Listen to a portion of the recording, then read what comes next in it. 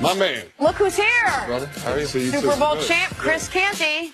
Best dressed, the most, I don't know, the smartest looking. He looks good. He looks good. I appreciate that, Jen. I always take a compliment from you. Yeah, he did a little Wall Street on us, threw a little purple tie in there and hoped CC would notice that. Last Friday, he came in real spicy. He knows we got the veterans, so he was trying to go corporate. I get it. Oh, you know, I had to shout out our veterans while we were doing the show, while you guys were on set. I had to go over there and give my respects. Happy Veterans Day to all the veterans out there. Isn't he so much bigger in person than you would ever imagine? Let's move on to some football last night, Chris. The other CC. Thursday Night Football, good news and bad news for the Seattle Seahawks. Okay, so first the good news, they did beat the Cardinals in a game where Russell Wilson threw 2 touchdowns. But the bad news, they lost Richard Sherman for the season.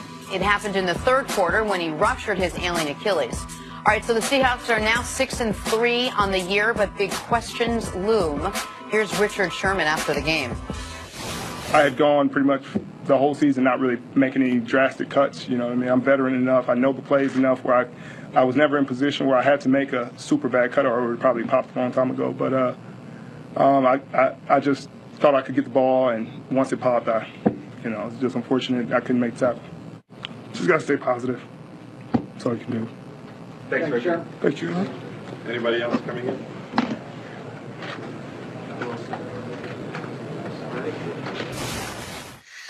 You never want to see that. It's tough. Chris Canty, how should the Seahawks feel after such a costly win? It was bittersweet. Well, they should feel awful because they won the battle last night, but they lost the war. When you're talking about this being a playoff team, at some point, all of these injuries are going to mount up for Pete Carroll.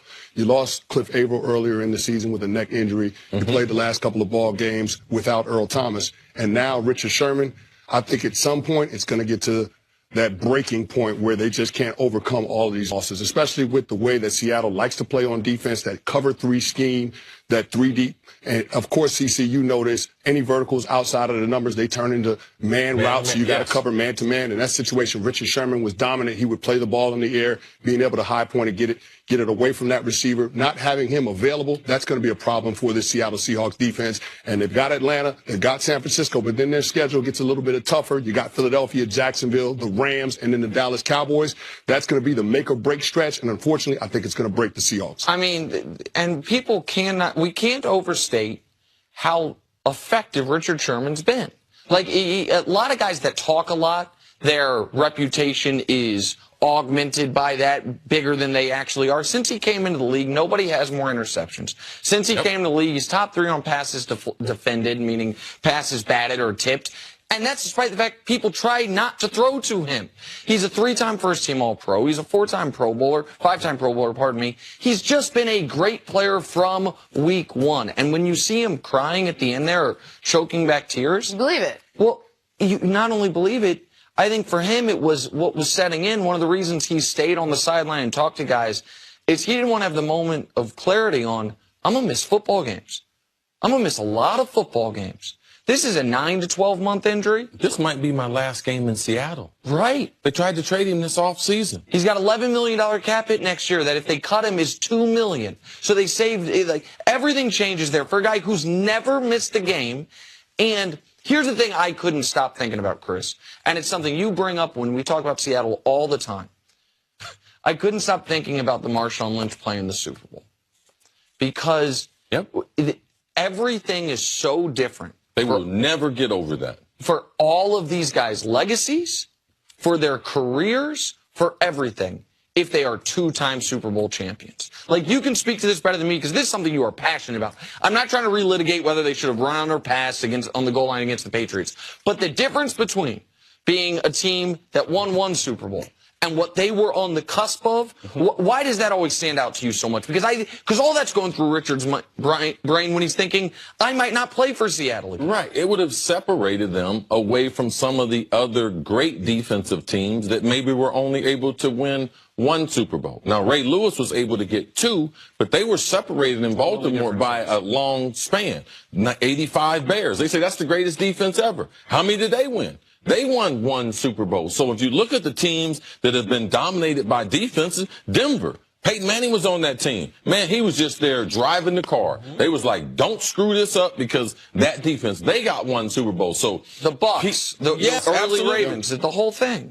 So the ability to be able to win multiple and the style for which they were going to do it. And I mean, John Snyder and Pete Carroll have done an amazing job from scouting, free agents, late round draft picks. They draft and develop players as good as any organization. So not having that other Super Bowl based on a play call, it hurts the legacy, hurts the organization. And then now as you start to lose those players, what are your chances of actually getting back? Well, you're going to get Earl Thomas back, if not next week, maybe the week after. But still, Chris, let me ask you, where do you see the Seahawks now with Earl Thomas back, but without Richard Sherman? I don't know how deep you had them, but well, right now I'm looking at them as a wild card team. I don't think they're going to be able to keep pace with the Rams down the stretch run, but I'm looking at them competing with the Dallas Cowboys and whoever ends up being second in the NFC South, whether it's New Orleans or Carolina. Right now it's Carolina. So that's who the Seahawks are going to be competing against. But CC, to your point, the Legion of Boom, that secondary, that's so much of the culture, the personality, the identity of who the Seahawks are. And now that you're going to be missing one of those founding members, Richard Sherman, for the rest of the season, I don't know that this team is going to be able to recover from that. And these guys have a lot of different personalities. All right? Cam Chancellor is totally different. Really quiet, but he's the enforcer on that team. No doubt. Earl Thomas, he's the general.